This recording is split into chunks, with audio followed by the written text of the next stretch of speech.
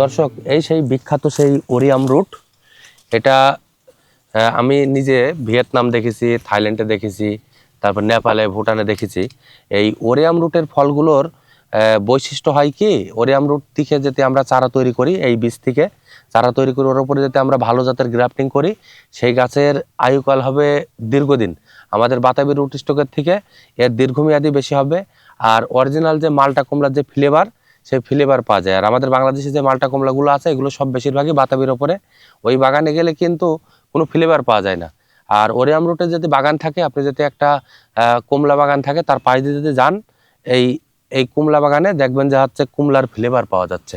আর এই রুট স্টকগুলো আপনার আমার নিজের উদ্যোগে আমি বাংলাদেশে গবেষণা কেন্দ্রতে আমি অনেক জায়গায় পাঠাইছি। আমি চাই যে এই রুট স্টকগুলো বাংলাদেশের প্রতিটা জেলায়, প্রতিটা জায়গায় যেন ছড়াই যায়।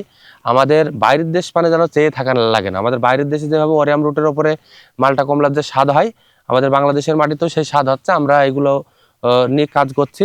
আপনারা সবাই দোয়া করবেন।